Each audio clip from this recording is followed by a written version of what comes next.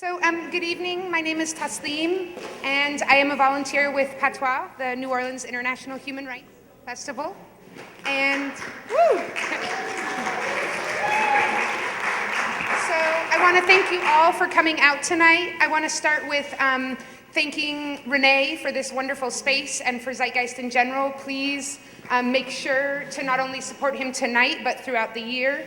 He is amazingly generous in constantly offering us this space and hosting it for so many amazing community events. So don't only come out for this film, but throughout the year, remember that this space is here and constantly showing amazing films.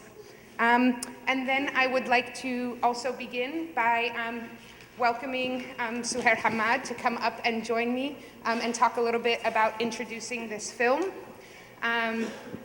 We will play the film, and afterwards we will have small Q&A. I want to take this moment to also recognize Anne-Marie Jasser, who is the director of this film, who could not be present with us tonight, but tried as hard as she could.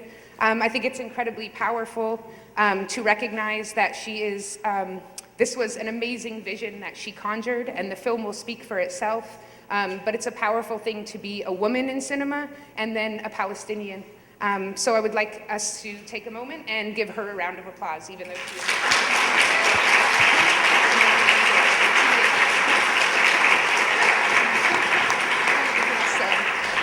And now I would like to give it to you to say a few words of introduction.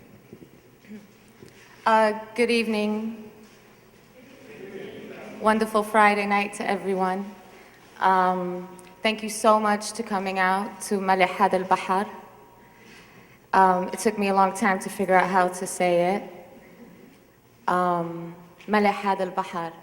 Mahmoud Darwish, the late Palestinian poet, he had a refrain in one of his poems about all the places that you could go, but you would never get the salt of this sea. So it was very specific to the writer and director, and the poet who is not an actress, to understand what it meant that this was so specific, and yet this is what all there is everywhere. I just want to say that when I was working on this film, it was the longest time I ever spent inside of Palestine.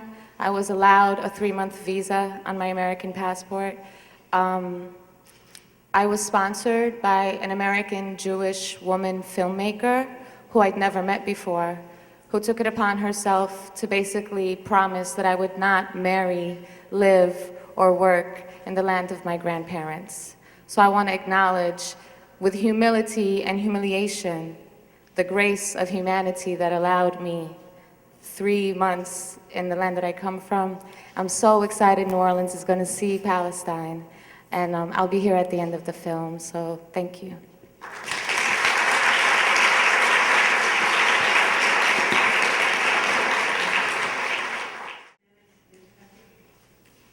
It was really hard. We applied for every permit that we could, and our crew, the first month of production, were mostly Jerusalemites and people in Ramallah, all of whom want to work in film. Can you guys see me? We're good. And so legally, they should have been granted permits because we were sponsored by the British Council to work inside of 1948. They were all denied. So our entire crew, who were from Ramallah, were denied permission to continue filming inside. The Kalandia checkpoint, I can give you an example. The Kalandia checkpoint, that is the actual checkpoint in Kalandia, and it was an actual wait. And our Belgian cinematographer pretended he was a news cameraman who did not understand English or Hebrew. And it took about 4 hours to shoot it, the entire time we were waiting at the checkpoint with the rest of the Palestinians. And I was like afraid to turn around. You know, I never knew if they were filming or not filming anymore. And all of the Israelis are played by Israelis, except for one scene, one question at a time. I have to give you, because maybe they have other questions related to it. But there's only one scene where there are Palestinians in Israeli uniform. It's at the larger checkpoint. So some of them are Israeli and some are Palestinian, but every other Israeli was played by an Israeli actor who wanted to be in the movie. Thank you for coming to the film. Are you gonna, do you want me to call on the questions or do you want to? Okay, go ahead. Hi.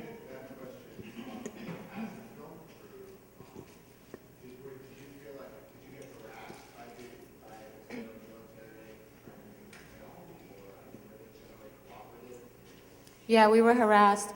The scene in the movie where Hammad and Suraya get separated was originally shot in a town called Abu Ghosh. And Abu Ghosh is a settler road. It's a road that several settlements drive to. So you see in that scene, I'm in the street, and none of our PAs, all of whom speak Hebrew, were stopped for in the street.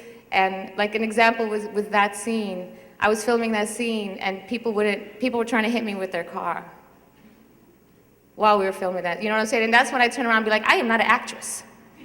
You know, I do not have the skills for this. Also, I think the one night that we had the fake Israeli tank, there was a real Israeli tank that night, and 2 of our PAs got shot at in the rental car. So there was actually a scene where the neighbors were watching us film with a fake Israeli tank, and there was an Israeli tank illegally within a 10-block radius that we were running from as well. There's no fiction here. The narrative is the tool. Any other questions or? Go ahead. Saleh Bakri is also Palestinian like me, but born and raised inside of 1948 Palestine, so he has an Israeli citizenship. His father is Hammad Bakri. He was the first Palestinian actor to work in Israeli films, and he's being sued by the Israeli Defense Forces for defamation for a film that he made called Janine Janine. So it's all family, it's all related. He lives in Haifa. He is legally not allowed in Ramallah to shoot. Did you just say so?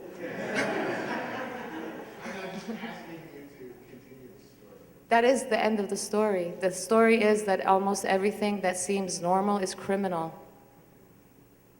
That's how we got it done. But I appreciate your questions.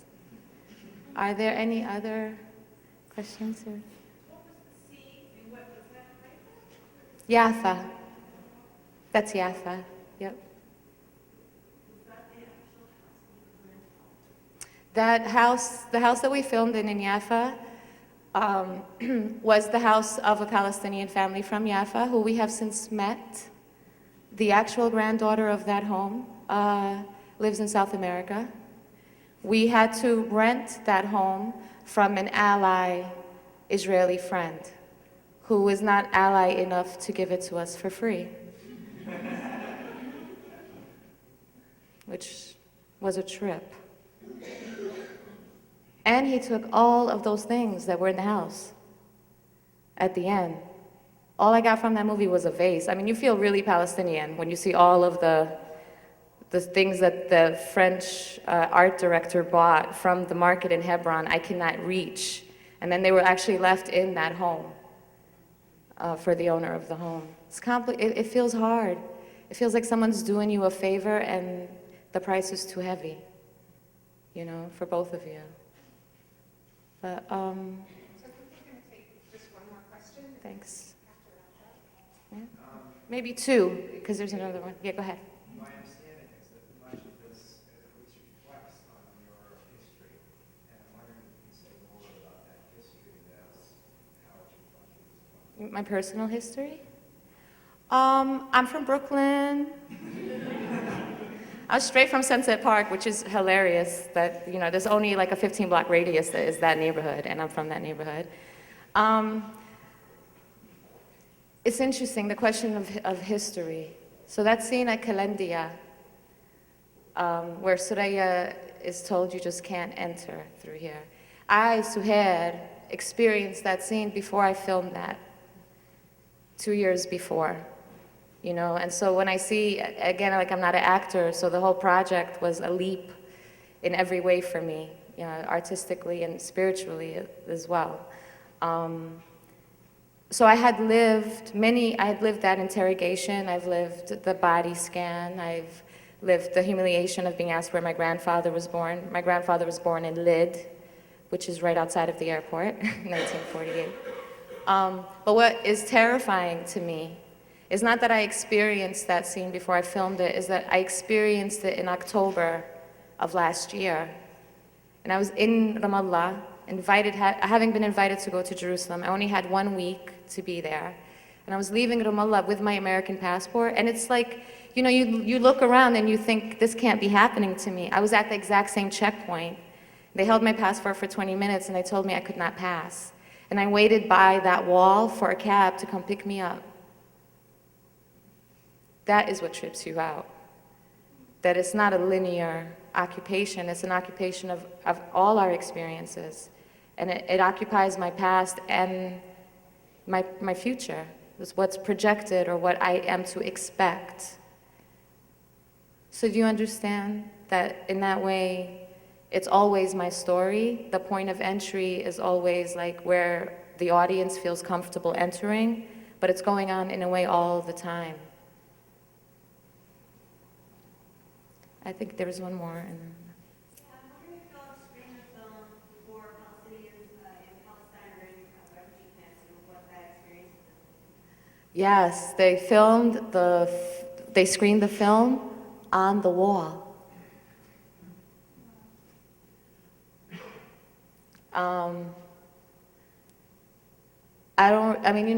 I got a cell phone photo of the film, you know, a particular scene, and it was on the wall, and I entered that refugee camp after they had seen the film a few months later, and, you know, all the kids were like, Suheir, Suheir, and they were like bugging out that they saw Saleh's butt, and that was like the biggest thing in the whole camp for like the whole week was his butt, you know.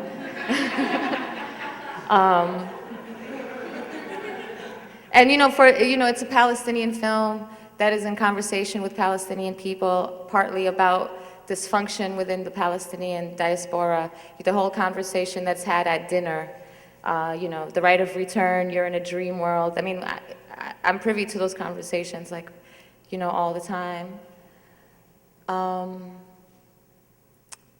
It's the first Palestinian film where the woman is not like white identified or trying to be. And so like there are a lot of Arab women horrified at the end of the movie that I never straightened my hair ever. So it's also a film for that conversation about what makes us beautiful. And I tell you, it's like one thing, Saleh and I, we don't look anything alike, but when people would see us together, when we were at Cannes representing the film, people didn't think we were Palestinian. You know, they were like, well, he looks so light and you look whatever you look. And the fact that we could stand next to each other, you know, and represent Palestine, it seemed to really bother people. Even in our own Palestinian imagination of what beauty is and what our heroes should look like and what our heroines should aspire to be, the film also has a conversation there that we can engage in. So the Palestinian audiences have been great with it.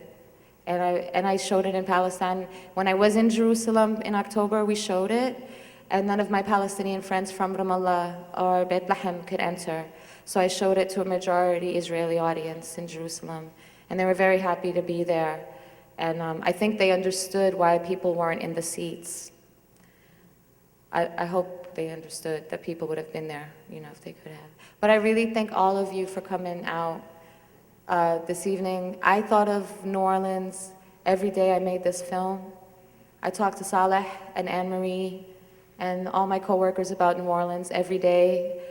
There was not a day I didn't think about being in the shelters. There was not a day I didn't think about what it means to not come home. And I thank PATOIS so much for allowing me to come back here and share this film with you. New Orleans changed my life, and I carry her with me everywhere I go. So to bring Palestine here on St. Joseph's Day with the Indians, I'm so happy. So thank you, and please get out there before they go, because they're still outside.